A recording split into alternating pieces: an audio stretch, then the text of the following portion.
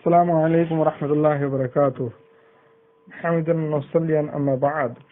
محترم سامعین، میں محمد عارف فیدی آج ہم حاضر ہوئے ہیں مسائل رمضان کے دوسری قسط کو لے کر۔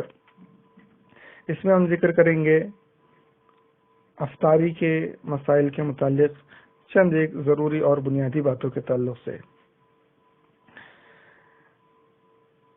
امام مسلم رحمۃ اللہ علیہ نے کتاب الصوم کے اندر ایک روایت ابو ہریرہ رضی اللہ تعالیٰ عنہ سے نقل کی ہے، وہ ایک کافی طویل حدیث ہے۔ اس کے آخر میں یہ بات موجود ہے کہ وَلِلصَّائِمِ فَرْحَتَانِ يَفْرَحُهُمَا اِذَا أَفْطَرَ فَرِحَ بِفِطْرِهِ وَإِذَا لَقِيَ رَبَّهُ فَرِحَ بِصَوْمِهِ، کہ روزے دار کے لیے دو وقت جو ہے بڑی خوشی کے ہیں جن میں وہ خوش ہوتا ہے۔ دو بہت بڑی خوشیاں ہیں روزے دار کے لیے۔ اذا افطر فرح بفطرہ، جب وہ افطاری کرتا ہے، روزہ کھولتا ہے تو اپنے روزہ کھولنے پر وہ بہت خوشی محسوس کرتا ہے، اس کو بہت سکون اور راحت حاصل ہوتی ہے اس وقت۔ وَإِذَا لَقِيَ رَبَّهُ، اور جب وہ اپنے رب سے ملاقات کرے گا، فرح بصومہ، تو اپنے روزے کے اجر سے وہ خوش ہو جائے گا۔ روزے کا جو اللہ تعالیٰ بدلہ دے گا نا، اس بدلے کو دیکھ کر بندہ خوش ہو جائے گا۔ تو اس طرح افطاری کی فضیلت اللہ کے رسول صلی اللہ علیہ وسلم اس حدیث کے اندر بیان فرمائے ہیں۔ اب ہم یہ تو فضیلت کی بات ہو گئی جو ہم مختصراً ذکر کرتے ہیں، یوں ہماری مقصد جو ہے ان وائس کے ذریعے فضیلتیں بیان کرنا نہیں، بلکہ بہت سارے مسائل کو یہاں پر ذکر کرنا ہے۔ افطاری کے تعلق سے جو اللہ کے رسول صلی اللہ علیہ وسلم کی حدیث ہے، اس میں سب سے اہم چیز افطاری کا وقت ہے۔ ہم جانتے ہیں کہ سورج غروب ہوتے افطاری کرنے کا حکم ہوا ہے، یعنی سورج غروب ہوتے تک ہم کو روزہ رکھنا چاہیے، سورج غروب ہوتے ہی افطاری کر لے۔ صحیح بخاری کے اندر حدیث نمبر 1954 میں حضرت عمر رضی اللہ تعالی عنہما سے، حضرت عمر بن خطاب رضی اللہ تعالیٰ عنہ سے یہ بات مروی ہے کہ وَغَرَبَتِ الشَّمْسُ فَقَدْ أَفْطَرَ الصَّائِمُ، کہ سورج غروب ہو تو روزے دار کو روزہ کھول لینا چاہیے، روزہ افطار کر لینا چاہیے۔ یہ اللہ کے رسول صلی اللہ علیہ وسلم کی حدیث روزہ کھولنے کا ٹائم ہمارے لیے متعین کرتی ہے کہ سورج غروب ہوتے ہی روزہ کھول لینا چاہیے۔ اب یہ ہے کہ ہمارے یہاں اکثر یہ دیکھنے میں آتا ہے کہ غروب آفتاب کا وقت تو کچھ اور رہتا ہے، لیکن روزہ کھولنے کا وقت کچھ اور رہتا ہے۔ بعض لوگ روزہ افطاری کا جو ٹائم ٹیبل بناتے ہیں اس میں ہی یہ بات لکھ دیتے ہیں کہ اس میں جو وقت لکھا گیا ہے، یہ غروب آفتاب کے 3 منٹ 4 منٹ 5 منٹ بعد کا وقت لکھا گیا ہے، اور یہ 3 منٹ 4 منٹ وہ لوگ احتیاط کے طور پر لے لیتے ہیں۔ تو اللہ کے رسول صلی اللہ علیہ وسلم کا جو حکم ہے، جو آپ کی تعلیم ہے، اس تعلیم میں روزے کو سورج غروب ہوتے ہی افطاری کرنے کا حکم دیا گیا ہے۔ یہ تاخیر کرنا چند منٹ کے لیے، یہ اللہ کے رسول صلی اللہ علیہ وسلم کی حدیث میں موجود نہیں ہے۔ محترم بھائی، اول وقت میں یعنی سورج غروب ہوتے ہی روزہ کھول لینا، یہ اللہ کے رسول صلی اللہ علیہ وسلم کی سنت مبارکہ رہی ہے۔ آپ صلی اللہ علیہ وسلم کی ایک حدیث سے دیکھیں، سنن ابی داؤد حدیث نمبر 2353، نبی کریم صلی اللہ علیہ وسلم فرماتے ہیں لا یزال الدین ظاہرا ما عمل الناس الفطرہ، کہ لوگ جب تک افطاری پر عمل کرتے رہیں گے دین ظاہر رہے گا۔ اسی طرح اللہ کے رسول صلی اللہ علیہ وسلم فرماتے ہیں، صحیح بخاری کی حدیث نمبر 1957 میں ہے، سہل بن سعد رضی اللہ تعالیٰ عنہ اللہ کے رسول صلی اللہ علیہ وسلم سے بیان کرتے ہیں، آپ نے ارشاد فرمایا لا یزال الناس بخیر ما عجل الفطر، کہ جب تک لوگ افطاری میں جلدی کریں گے لوگ برابر بھلائی پر قائم رہیں گے۔ اور ایک حدیث کے اندر لا یزال الناس علی سنہ ہے کہ لوگ سنت پر قائم رہیں گے جب تک افطاری میں جلدی کریں گے۔ یہ حدیث جو ہے نا کہ لوگ افطاری میں جب تک جلدی کریں گے بھلائی پر قائم رہیں گے، یہ صحیح بخاری کے اندر اور اس کے ساتھ صحیح مسلم میں 1098 نمبر کی روایت ہے، ہم اس میں دیکھ سکتے ہیں۔ صحیح مسلم کے اندر 1099 اس میں حدیث میں ہے، اللہ کے رسول صلی اللہ علیہ وسلم بھی جلدی افطار کیا کرتے تھے، آپ صلی اللہ علیہ وسلم کی بھی عادت مبارکہ تھی۔ ساتھ ہی سنن ابن ماجہ حدیث نمبر 1698 میں اللہ کے رسول صلی اللہ علیہ وسلم فرماتے ہیں، ابو ہریرہ رضی اللہ تعالیٰ عنہ حدیث کے راوی ہیں، آپ نے فرمایا عجل الفطر، افطار میں جلدی کرو، جلدی کرو، تاخیر مت کرو، جلدی کرو.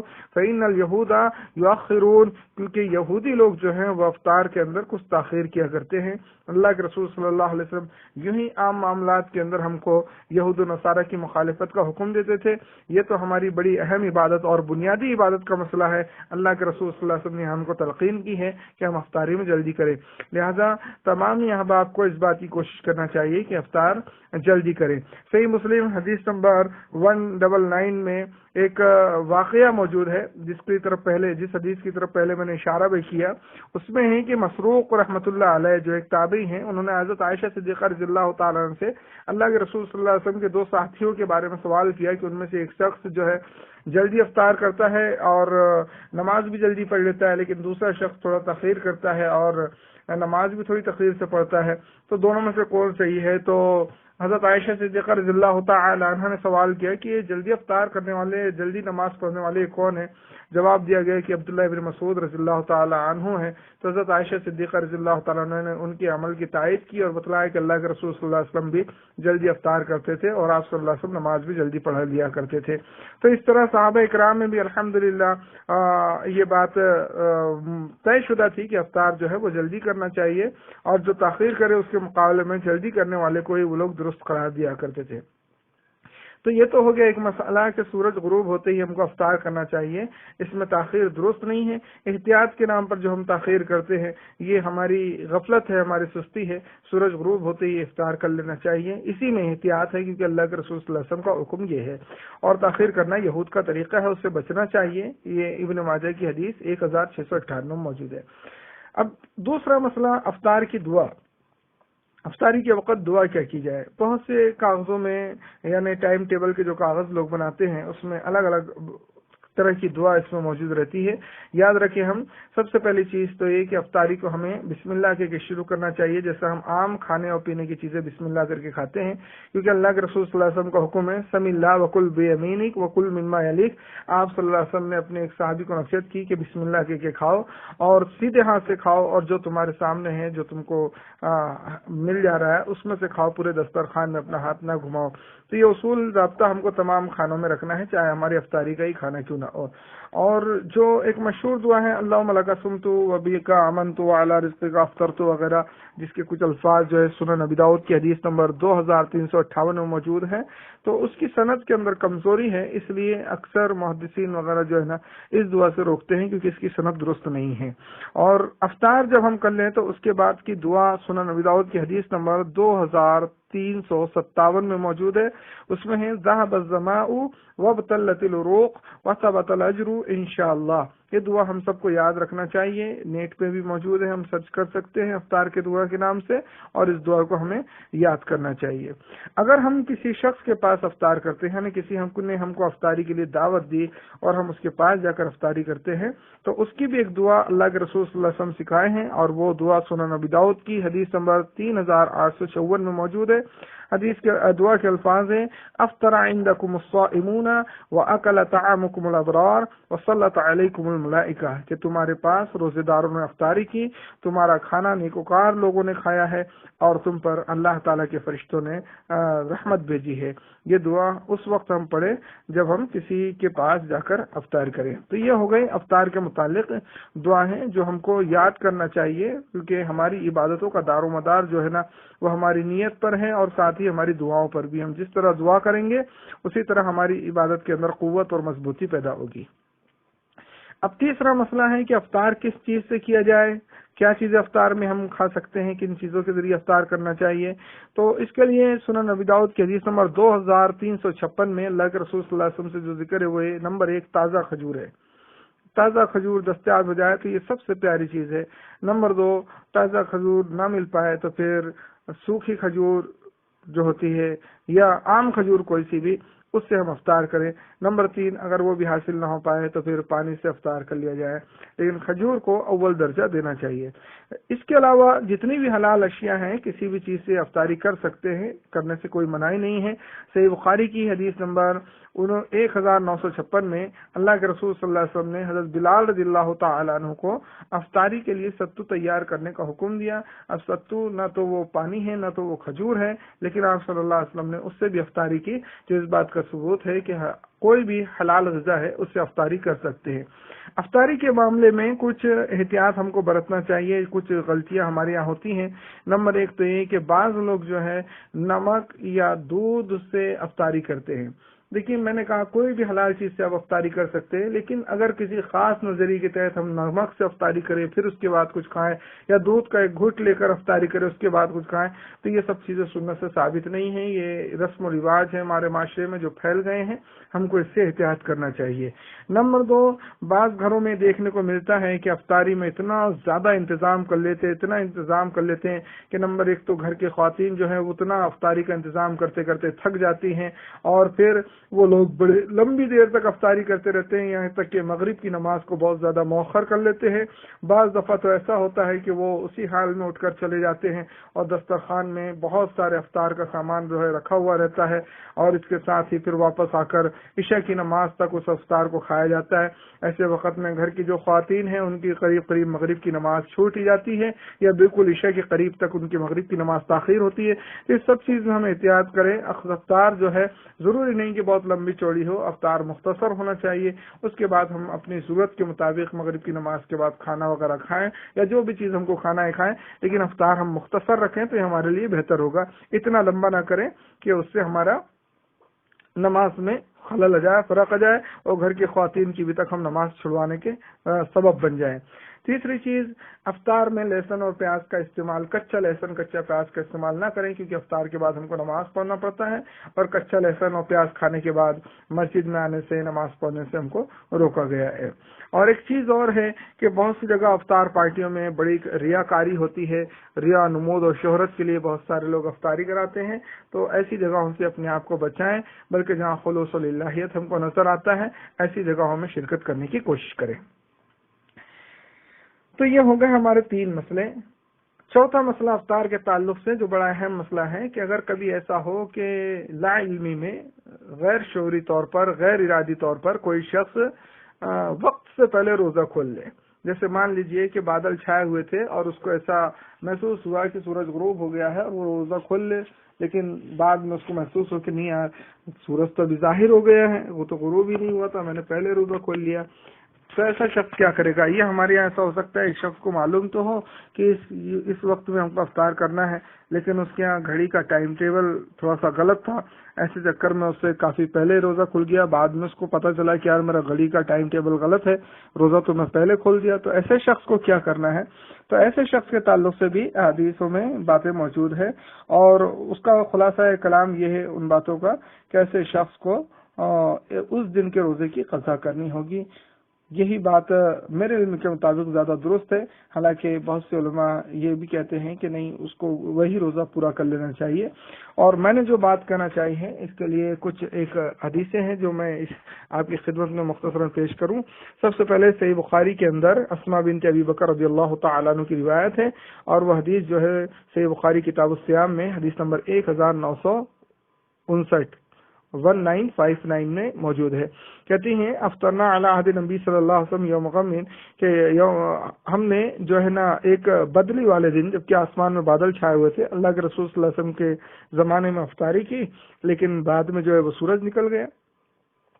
قیل علی ہشام، تو حدیث کے راوی ہیں، تو وہ کہتے ہیں ان سے کہا گیا فَأُمِرُوا بِالْقَضَاءِ، تو کیا ان کو روزہ قضا کرنے کا حکم دیا گیا تھا؟ تو انہوں نے جواب دیا بد من قضاء، کہ قضا کے سوا ان کے پاس کوئی دوسرا راستہ بھی نہیں تھا، کوئی چارہ بھی نہیں تھا، ان کو قضا ہی کرنی تھی۔ وقال معمر، سمیت ہشامن، اور معمر کہتے ہیں کہ میں نے ہشام سے سنا کہ وہ کہا کرتے تھے مجھے نہیں معلوم انہوں نے قضا کی تھی یا نہیں کی تھی۔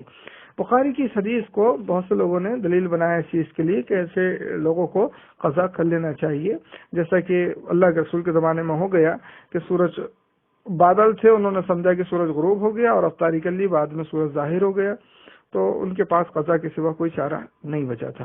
اللہ کے رسول صلی اللہ علیہ وسلم سے اس بارے میں کوئی حکم موجود نہیں کہ آپ صلی اللہ علیہ وسلم نے ان کو کیا حکم دیا تھا، لیکن راوی حدیث بیان کرتے ہیں کہ قضا کے سوا ان کے لیے کوئی چارہ موجود نہیں تھا۔ اسی طرح کا ایک واقعہ عمر بن خطاب رضی اللہ تعالی عنہ کے زمانے میں پیش آیا۔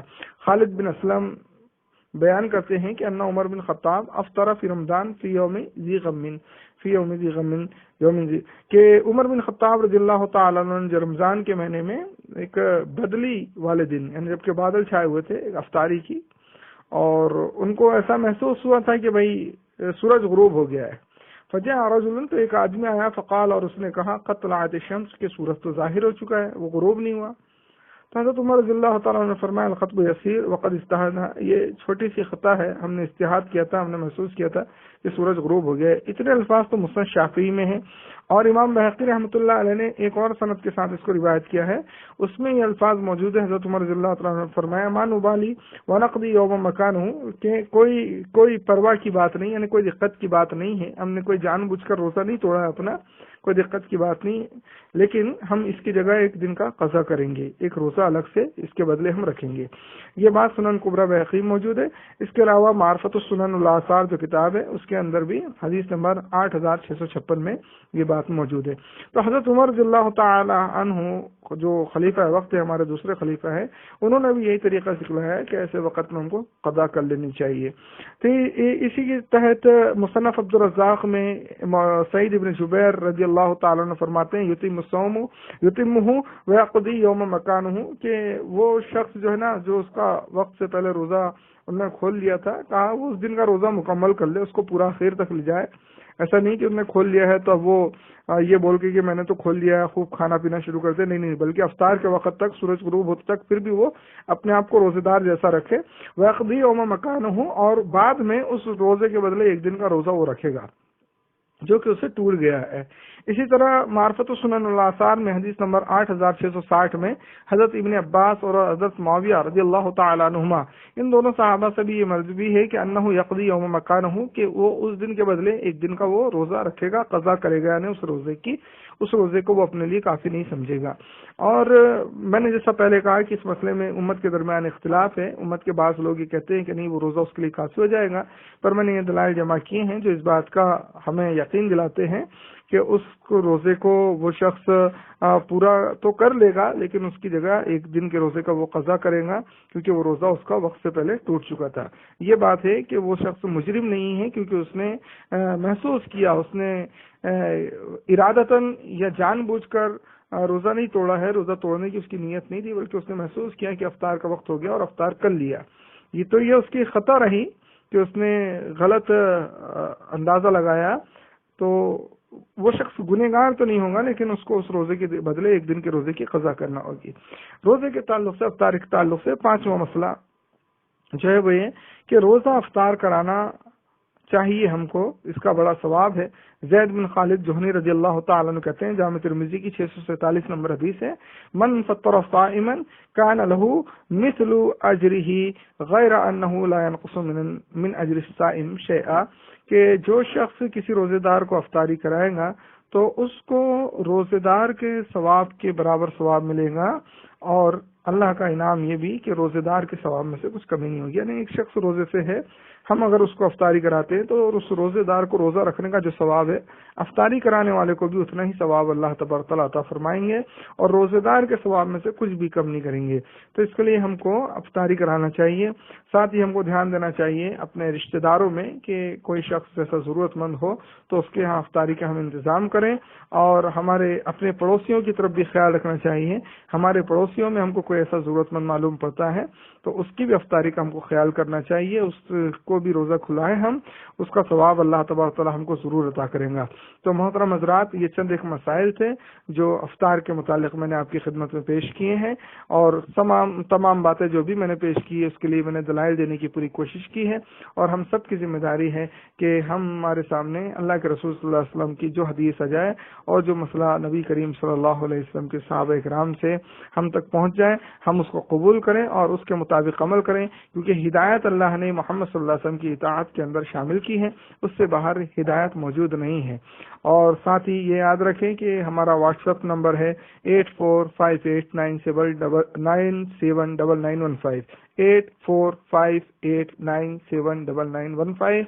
اسی چیز کے متعلق اگر کوئی مسئلہ آپ کو دریافت کرنا ہو تو اس واٹس ایپ نمبر میں آپ میسج کر کے مسئلہ دریافت کر سکتے ہیں. انشاءاللہ اس مسئلے کے متعلق ہم کو جو بھی علم ہوگا اس کے مطابق ہم آپ کی کا جواب دینے کی پوری کوشش کریں گے. دعا ہے اللہ تبارک تعالی ہم سب کے روزوں کو قبول فرمائے.